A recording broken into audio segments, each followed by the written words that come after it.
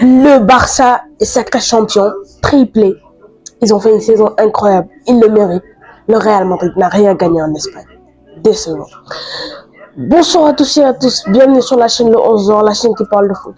C'est très simple et hyper efficace. Aujourd'hui, c'était le compte de la 37e journée. Un multiplex incroyable, on a vu des buts de partout, des Ligas, des buts incroyables. Mais aujourd'hui, comme d'hab, spécial Barça Real. Et on va commencer par les champions d'Espagne, le Barça. Le Barça qui a perdu aujourd'hui, ils ont perdu aujourd'hui sur le score de 3-2 contre Villarreal, mais ils sont sacrés champions. Ils étaient champions depuis la semaine dernière, ils ont eu le titre, ils sont passés sur les routes, ils ont eu le titre depuis la semaine dernière, mais aujourd'hui, on les a remis le titre au stade. Alors aujourd'hui, le Barça pouvait quand même gagner le match pour honorer cette victoire, avoir un titre pareil. Et vraiment, cette saison, ils étaient meilleurs que le Real Madrid. Le Real Madrid n'a rien gagné en Espagne. Tous les deux coupes d'Espagne, le Barça a gagné. La Liga, le Barça a gagné. Et le Barça n'a que 4 points d'avance sur le Real Madrid. Cela veut dire que si le Real Madrid gagne son prochain match, le Barça, même s'il perd, il n'y a aucune chance que le Barça parte deuxième. La saison est déjà finie. Le Barça, sacré champion d'Espagne. Alors, mais aujourd'hui, on va un peu parler du match. Le Barça, quand même, qui a beaucoup apporté dans ce match. Déjà, dès le début du match, Villarreal a inscrit un but dès la 4e minute. Déjà, là, ça a commencé à un peu chambouler l'équipe du Barça. Mais ça n'a pas duré. Quelques minutes après, Lamine Yamal, ça, on peut même dire sa boîte secrète. Par du côté gauche, tu avances et tu enroules. La balle, elle rentre à chaque coup. À coup sûr. Il a essayé ça plus de 4 fois dans le match. Mais il a marqué un but. Ensuite, le Barça est revenu avec un but de Fermin Lopez. Comme le dernier match contre l'Espagnol, Lamine Yamal Fermin. Mais là, le Barça s'est relâché. Ils se sont dit, on est champion, donc même si on perd, c'est pas grave. Ils ont encaissé 1 et 2. Et voici, ils ont perdu 3-2. En tout cas, le Barça, eux, pour moi, cette saison, ils étaient l'un des meilleurs. Même s'ils sont éliminés en demi-finale de Ligue des Champions. Mais moi, je dis bien que le Barça est l'une des meilleures équipes de cette saison. Et si, lors de la remise du Ballon d'Or, si on devait choisir la meilleure équipe de la saison, ce serait assez difficile, hein, parce qu'on pourra citer le Paris Saint-Germain, le Barça, pourquoi pas même l'Inter. Parce que ces trois-là, bah, ils ont fait une excellente saison. Pour le Barça, c'est sûr qu'ils seront là. Paris Saint-Germain, je pense aussi, s'ils venaient à gagner la Ligue des Champions. Inter aussi, s'ils venaient à gagner la Ligue des Champions. Mais moi, je pense que ce serait le Barça, parce que cette saison, ils étaient juste fous. Ils ont fait des dingueries. Lamine Yamal, qu'on a vu l'éclosion de jeunes cracks de 17 ans. Il va bientôt avoir 18 ans maintenant. Maintenant, il va bientôt avoir 18 ans. Chaque fois, on me dit, il a 17 ans depuis des années. Maintenant, il va avoir 18 ans au mois de juin. Voilà.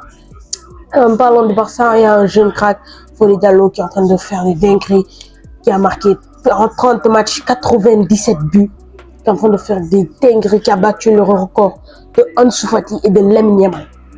Il est en train de faire que des belles choses. De là à Masia, il y a tellement de jeunes qui sont prêts là-bas, qui attendent juste le feu vert pour monter en jeu en pro. Et là-bas, ils vont faire des dingueries. Donc le Barça, s'il continue avec le rythme de la Masia, ils seront encore les meilleurs. Alors les amis, on va directement partir sur le match du Real. Il n'y a pas beaucoup à dire sur le match du Barça. En tout cas, le Barça est champion d'Espagne. Le Real Madrid, les amis, qui a gagné aujourd'hui sur le score de 2-0 contre Séville. Séville, cette saison, c'est comme la saison dernière, c'est vraiment pas ça. Ils sont entre 16e et 12e. Vraiment, c'est horrible. Séville qu'on voyait chaque année qui partait en Ligue Europa, qui gagnait la Ligue Europa. Et là, bah, ils sont presque relégables, on peut dire. Ils ont eu 7 entraîneurs, les amis. 7 entraîneurs en 3 ans. 3 saisons, ils ont eu 7 entraîneurs. Mais cela veut dire que ça ne va vraiment pas dans cette équipe. Ça ne va pas du tout. En même temps, aujourd'hui, le Real a fait une bonne prestation avec un but de Bellingham et un but de Kylian Mbappé. Mbappé qui est terminé meilleur buteur de la Liga. C'est presque sûr, quoi. Presque sûr. Il a qu'à marquer lors de la 38e journée. Lewandowski, je ne pense pas qu'il va mettre 4 buts. S'il le met, ben, tant mieux, il sera champion, mais on va voir. Alors, pour le Real Madrid, j'ai une vidéo qui va bientôt sortir.